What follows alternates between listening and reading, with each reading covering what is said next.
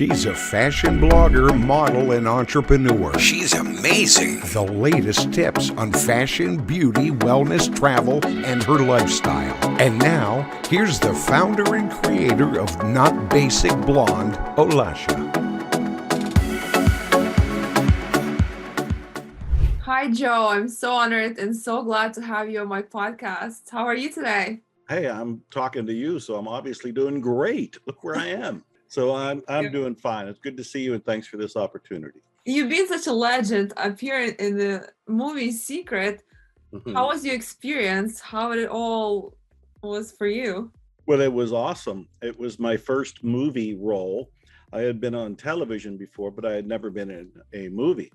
And so Rhonda Byrne, who was producing The Secret, had called me up. She read one of my books and invited me to be in a movie. And I just said yes. She flew me to Chicago. We went in a hotel room, and she had cameras and lights and engineers, and she just fired questions at me, and I just answered. It was very much in the moment. It was fairly easy to do. I felt inspired. And then, of course, who knew that the world would change forever when 6 months later she released the movie, The Secret, and it's still changing lives. And that was like 16 years ago. So it's been a great ride. Yeah, and your background, how did you start your career and what have you done before? Well, I suffered before. I had been homeless in the late 1970s in Dallas, Texas. I had been in poverty for about 10 years in Houston, Texas. And throughout that time, I wanted to be an author. I was trying, I was writing articles. I was doing my best to get published, to get noticed, to get paid. But my first book wasn't until 1984. And my next book after that was 10 years later, around 1995. And from there, it was a slow start. I started publishing more. I started getting noticed. I started getting hired by people who wanted my marketing advice. And the internet was coming around at that point. And I was one of the first to go on, and I wrote books on internet marketing. So I became one of the pioneers of internet commerce. But it was really The Secret that shot my fame into outer space. I'm sure they know me on Mars and Pluto and other planets now, all because of the movie The Secret. But before it, I was trying to be a writer and going through a long, dark ride. I did have successes, and I did get known as an author and a marketing copywriter, but it wasn't until The Secret that a larger part of the world heard of my name. I will share my personal experience with The Secret. So okay. I think it was 16 years ago, that's when it came out, right? Or 17? Yes, about 16 years ago, 2006. Yeah, my friend, I was a teenager at that time, and my friend, she was like 8 years older, I think. She told me, I will send you something, you have to watch it. And I was like, well, I don't know what it is. First, I started watching it, didn't really kind of believe it, was a little bit skeptical about it, but after it became so popular, and I watched it first when it just came out, and after I started hearing about it more and more people became aware of it. Even I came to US when I was 17, and 10 years later I still watch it. Like, I see it on Netflix, I see it everywhere. It became so huge. Who would knew at that time when I was watching Secret that I will be interviewing you today? Right. We never know what miracles await us in the future. It's a matter of constantly following your inspired action and taking the opportunities. I know that there was a young man, he was 20 years old. He was from Sweden, and he was living in Thailand, and he was homeless. He was totally broke, 20 years old, wiped out and hopeless. And he asked a friend for money, and the friend said, I'm not going to send you money, but I'll send you a book. And he sent him The Secret, which is what came out after the movie. The movie came first, and then the book version of the movie came out. And so this homeless 20-year-old gets a copy of The Secret, and he's mad that he's starving. And he says, this stuff is nonsense. He says, I'm going to prove it doesn't work. I'm going to prove The Secret is wrong. And he starts applying the different techniques. 15 years later, he's 35 years old, and he is a billionaire. He is a real estate tycoon in Thailand. And I know this story because he brought me to Thailand and paid me good money to come and speak at his very first event where he told me his story. And he said he owed his success to me and to Jack Canfield and to Bob Proctor and the other stars that are in the movie The Secret. And I said, you don't owe it to us, you owe it to yourself because you applied everything. But this is what I keep hearing, whether it's your story or my friend in Thailand, his name is Andres Pira.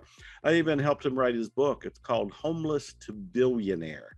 Homeless to Billionaire. There's lots of stories of people who have seen the movie or read the book and their lives have been changed forever. And I just love hearing them. Yeah, that's so true. And for those who don't know what it is, I mean, I'm sure many people know, but what is the secret? What's the secret behind it? Well, the movie The Secret introduced a principle that most people didn't know anything about. It's called the law of attraction. And the law of attraction is the principle that basically you're going to attract into your life what you're focused on, what you're thinking about with feeling and repetition, you generally bring into your life. And so the movie, really, that's all what the movie was about. It was to teach you that there's this law that if you use it, you can have a better life. The irony is that's all the movie did. It didn't teach you the deeper aspects. It didn't teach you the graduate course. It didn't teach you all the other laws besides the law of attraction. But the law of attraction was so new to people and the movie was so well done. Everybody raved about it. Larry King did 3 specials on it. I was on 2 of those specials. Oprah did 2 or 3 specials and they were like infomercials. She raved about the movie. And news people and magazines and people shared it with other people. I know people who were watching it hundreds of times. And I've been all over the world because of that movie. And again, the movie's just saying you can change your life, but you have to focus on what you want. You have to visualize it. You have to take action towards it, but you can have a completely different life by using The Secret. Yeah, I absolutely agree. What inspired you to write The Attractor Factor? The Attractor Factor was the book that got me into the movie The Secret. Rhonda had read The Attractor Factor, and that's when she called me up, and she loved the book. I wrote the book initially for my sister. My sister, and this is way back in the 1990s, she was on welfare in the United States. She was broke. She was raising 3 kids. She didn't have a job. She was in poor health. And she's 2,000 miles away from me. I'm in Texas. She's up in Ohio. And I kept thinking she needs to know some of the things I've learned because I went from homeless through poverty to living the lifestyle of the rich and famous and having great success in lots of areas. And I said, my sister needs to know this. So I basically wrote the book for her. I even dedicated it to her. It's in the front of the book. So that's why I wrote it. And once I realized that she benefited from it because she got off welfare, she raised her kids are all graduated. They all have jobs. Some of them have kids of their own at this point. So it's transformed her. So I wanted to get the book published and it's been published. It's been a bestseller and it's still in print. So, but I wrote it for my sister. That's amazing. How do you upgrade your unconscious mind for prosperity and inner peace? You have to focus on prosperity and inner peace. Most of us are focused on the opposite. Most of us are focused on what we don't want. At the very principle of the very basic, simple understanding of the law of attraction says, if you're focusing on what you don't want, you're going to get more of it. So if somebody is watching or listening to your podcast and they're thinking, well, I'm broke and I'm always broke, they're focused on being broke. They're focused on not having enough. They're not focused on prosperity. As long as they're focused on being broke, that's all they're going to see. That's all they're going to think about. That's all they're going to worry about. And all of that energy creates a field called a vibration that goes out into the world and attracts back to it similar experiences and feelings. So you stay stuck in that loop until you change it. And how do you change it? By focusing on prosperity, focusing on what you want, focusing on peace, focusing on happiness. When you switch your focus, which is all that you're doing, mentally, you've been focused on one thing. Now mentally, you're focusing on another. When you switch your focus, you start to create a new experience. And the more you think about it and feel it, the more you will attract that new experience. So you have to think more about prosperity. One of the easiest things to do is just read books that are all about it. Read, well, you mentioned my book, The Attractor Factor. It's 5 steps for attracting prosperity. Read Think and Grow Rich. Read The Magic of Believing. Read Dale Carnegie's books. There's lots of success literature that's been out there for, in some cases, a century. And read the modern stuff. Jack Canfield's written books. Bob Proctor's written books. Virtually everybody in the movie The Secret has written a book. So saturating yourself with this new way of thinking moves you in a new way of living. So that's where you would begin, changing your thinking and your desires to one of prosperity and peace. Many people are skeptical about it. And I know when I tell sometimes people about law of attraction or changing their mindset, they say, well, if such and such doesn't have money to pay their bills, where would they get it from?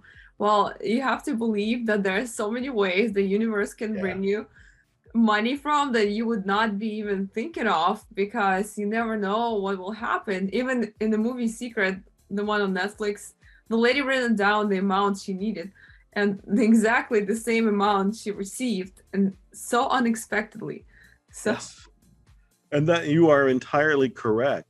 And I understand when I was homeless and I was in poverty, I didn't believe that great wealth would ever come to me. I couldn't see that it was possible because of the way I was thinking and being at that time. It wasn't possible for me. I was blind to it. I had my filters on. That's how most people are. They look at their past experience and say, well, it's never happened before. So in their mind, they think it's never going to happen at all. But that's not true. The past does not equal the future. And when we start to think about prosperity and expectations and deservingness, and we make peace with money, and we make peace with our own self-worth, we open ourselves to unexpected, joyous ways of receiving. We live in this world with there's so many unlimited possibilities for things to take place in our lives that to say that it can't happen is to put an extreme limitation on our own possibility. And that is really doing a disservice to ourselves. That's really self-sabotage. So I've learned to really, as some of the signs behind me say, expect miracles. That's the new mindset. Most people go around expecting crap to happen or some variation of it. And I say, well, if you're going to expect something, why don't you expect miracles to happen? Why don't you expect good things to happen? They're just as likely as anything else. And the more you focus on it, the more you will, through the law of attraction, attract it to you.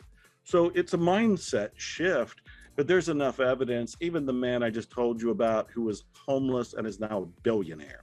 When people hear those stories, it ought to enter their consciousness that maybe it's possible for them too. Many people are just afraid of large amounts of money. That's what scares them the most. And they think big money, it's a big problem. So that's why they're horrified of it. That's why they're not getting it. And you are absolutely correct. I do a lot of work around beliefs. And I say, once you change your beliefs, you have a very different life. People have beliefs about money, many of which they don't even realize they have. The very idea of thinking a lot of money is a problem is a belief. There's plenty of people who have lots of money who don't treat it as a problem. And there's plenty of people who want lots of money who don't treat that as a problem. So treating it as a problem or a potential problem is a choice. And that choice is coming from a mindset. The mindset usually has hidden beliefs. And those hidden beliefs are things like, well, money's bad, or money's evil, or money corrupts, or money leads to bad things or negative things. And the truth is, money's nothing. It's neutral. It's paper. It's coin. It doesn't mean anything until we agree that it means something. But it certainly doesn't have to mean anything bad. Actually, I point out to people that if you really care about your family, your friends, yourself, or you really care about causes in the world or regions and other countries that are suffering, make peace with money so that when you receive money, you can direct it to where you think it's going to do the most good. Instead of struggling without money or complaining about potentially having money, welcome money and then direct it. Become a steward for it and make a difference in the world with your money. This is one of the best reasons in the world to allow yourself to have money. You can do good with it. Yeah, I absolutely agree. So true. What are easy steps to attract money? Well, the very first one is making peace with money. Money's not evil, money's not bad. And making peace with your own deservingness. Most people don't think they deserve good things. Most people think they're not good enough, they're lacking in some way, shape, or form. They've heard no so many times when they were growing up, they thought there was something wrong with them. So most people don't accept themselves. And I would say one of the very first steps is to get around the beliefs around money and yourself. Make peace with money, make peace with yourself. That would be the very first step. The second step is to start to actually use money. There's an author by the name of Arnold Patent, and he has this wonderful quote. He said, "The sole purpose of money is to express appreciation." The sole purpose of money is to express appreciation. And all that means is whenever you start using money, you're paying your bills, you're giving money away, you're making an investment, have the mindset of gratitude. In the past, even with me, when I was broke, whenever I had to pay a bill, I grumbled about it because I was coming from lack and limitation. And I thought, well, when I pay this, I'm not going to have any more. And the reality is, when you make peace with money, you will always have more. Money doesn't dry up. Money needs to circulate. So the second thing I would be doing is circulating money with the sense of appreciation, knowing that you're putting it into a flow in the universe, and this universe is going to bring it back to you in some way, shape, or form down the road. And again, I know if there's skeptical people sitting there going, I don't ever work. When I spend the last $5 I have, I'm out of money. And what I've learned from being homeless and in poverty and struggled with money is that you always get more money. Always. It may not always be as much as you want because you haven't made peace with money yet. But once you make peace with money, you can enlarge the amount that you receive. So thinking that you will never have money again because you're spending your last $5, $100, $500 is another illusion. And these are the things we have to do to make peace with money, is to expose the illusions and start to see the prosperity in the world rather than the lack of limitation. Both are there as potential illusions you can choose. I think the illusion of abundance is a far wiser one. Before on my podcast, I had guests like experts as far as manifestations and law of attraction. And the questions I always get, why when someone is trying to manifest something, it doesn't work? Or if they try to manifest certain amounts of money, they get like 5 times less. Yeah, and that's all because of beliefs. Most of the time, you have to ask the person who went through that, what does it mean that you did not attract what you wanted, or you attracted less than what you wanted? Because their answer to the question, what does it mean that you didn't attract precisely what you wanted, will reveal their own limiting belief. For example, they may say something like, well, I always knew it wouldn't work. That was the belief that was operating in your subconscious mind. And so you set up this whole scenario for it not to work, to prove to yourself that your belief, this stuff doesn't work, won't work. This kind of work requires intense self-awareness. And most of us are sleepwalking through life. Most of us are zombies. Our eyes are open, but we're just going through the robotic things we've always gone through. And we don't have the keen awareness that our beliefs are causing us to take actions. And the actions we get are a mirror of what our beliefs happen to be. So if somebody is saying that, well, I tried to get $1,000. I tried to attract $1,000. I watched the movie The Secret 50 times. I visualized it. I meditated it. I felt good about it. But what I got was $50. Then I would ask them, what does that mean to you? That you tried for $1,000, but you only got $50. And they might say something like, well, it never works for me. I'm always shortchanged. And I would say, that's the belief that actually created your experience. This is really in-depth thinking that may be hard to grasp in a 30-minute interview, in a podcast. But at the same time, I want to stir people's thinking. I've written a lot of books on this, so anybody can go read them. And many of the books are free. I'm not trying to sell anything. I have a book, Attract Money Now, which explains all of this mindset and the 7-step formula for attracting money. It's free. Go to attractmoneynow.com.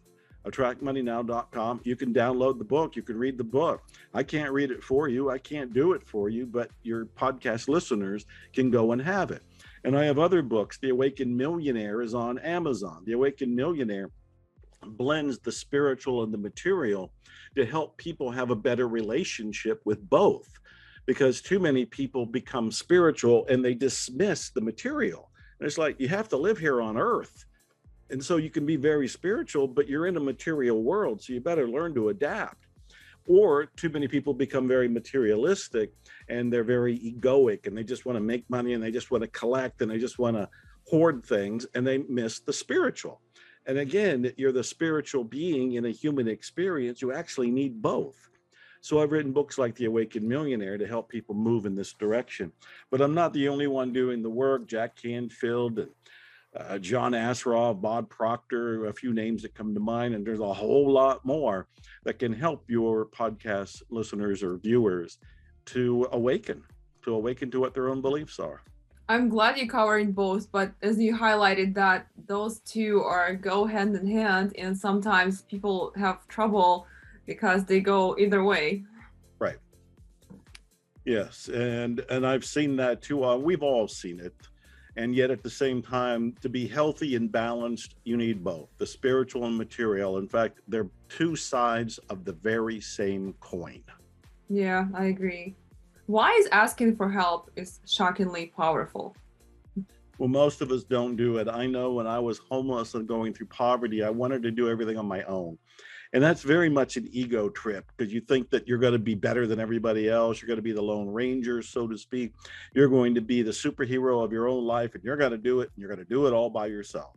And what I found is that's a recipe for failure. We are on a planet that has 7 billion people or more at this point, and we are in relationship with everybody around us. In fact, when people say, where is the money going to come from that they're looking for? It's going to come from your relationships. It's going to come from other people. It's not going to drop out of the sky. James Allen wrote in one of his early books in the 1900s that what you want is going to appear through natural means. We're not in a Harry Potter universe. We're in a universe that has laws, and these things do appear, and sometimes unexpectedly, but they appear through the common reality that we all know. So when somebody needs more money or anything else, it more often than not comes through relationships. So we need to learn to be more of a team player. And a team player means not only working with other people, but also working with the universe. Some people call the universe God or the divine or the cosmos. I sometimes just say it's the great something. It's the great mystery. And that great something, the great mystery, is the higher power that's giving all of us life. Working with it, trusting our intuition, trusting our inspiration, and working with other people is a very smart road to attracting what we want. We help other people, they help us. It ends up being a win-win for everybody. That's a great advice. Yeah, so true. How are emotions used to attract fast results? This comes from brain science. You need to understand that the brain responds to emotion. And the strongest emotions are fear, hate, and love. Now, this is really important because if people spend time talking about or feeling fear or hate, which is what a lot of people do on social media, you will find that people are firing off rants at each other because they're fearing something or they're hating something. Well, you would tend to attract more of that very thing. Part of it is because that's how the brain works. It comes alive with strong emotion. And part of it, it's the very basic law of attraction. You are obsessed with hate or fear, and that obsession brings more of hate or fear to you. The third option, which is love, is a far wiser one. And this is why I say, whenever you want something, fall in love with it, because that'll activate your brain. That particular emotion will fire up the brain the brain will become alert to look for opportunities to love and to bring it to you, whatever it is that you're wanting, whatever your intention is that you're loving. And also this sends a signal to the universe that this is what you want. And the high vibration of love will help bring it to you. So using the emotions wisely will help you get more of what you want. But most people don't think about that either. They just have emotions and they are reactive.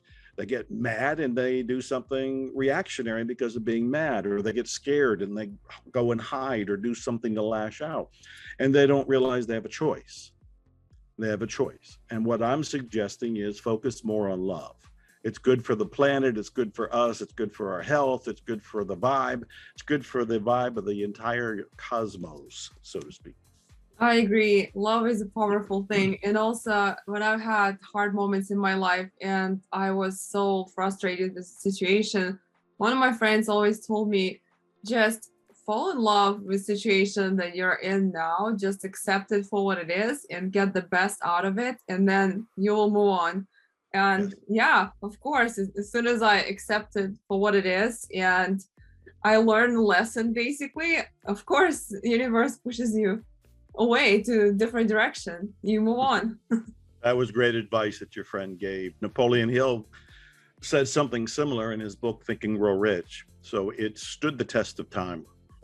What we must do after setting our goals? What you have to do is take action. That is the one thing that I think the movie The Secret was criticized for, is it didn't talk enough about what you had to do. And it's ironic because I'm in the movie saying you have to take action. I even say the phrase, it's your job. So that's the one thing that a lot of people don't do. They kind of sit back and think, well, I did take action. I meditated. No, that's not the action. You have to co-create what you want. I have often told people I've written over 80 books, and you don't write over 80 books by just sitting there and visualizing them.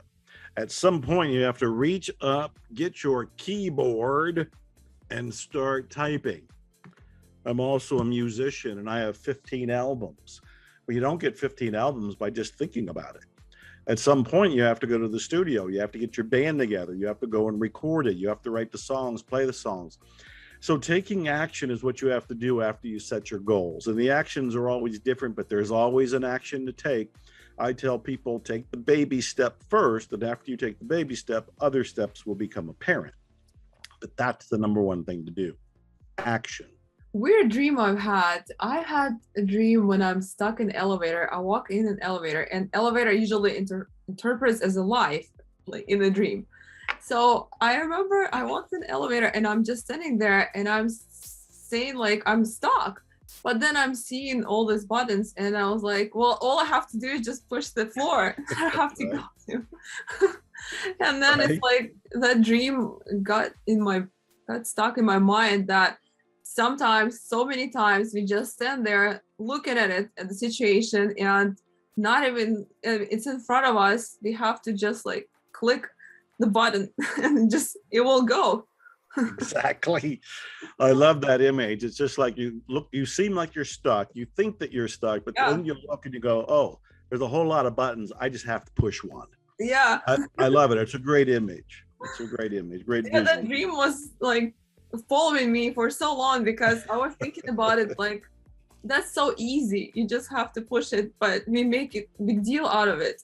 Right. Just push the button. Yeah.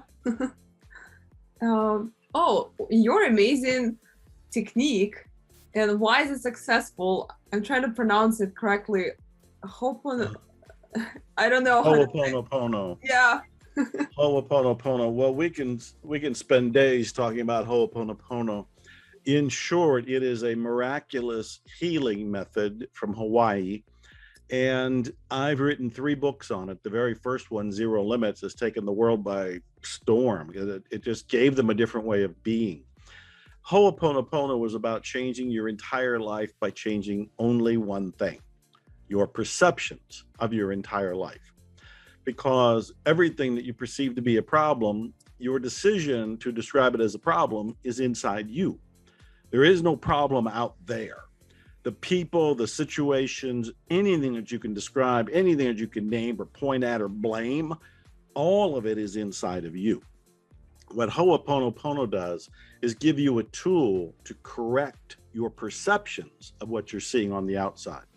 And the tool is very simple. It's in the most basic form. There are 4 phrases that you say inside yourself, and you're saying them to God, the divine, the great something, the cosmos. In fact, the phrases are on my shirt. You probably can't see them all, but it's, I love you, I'm sorry, please forgive me, and thank you. I love you, I'm sorry, please forgive me, thank you. And those 4 little phrases have been changing the world since my book came out in around 2005.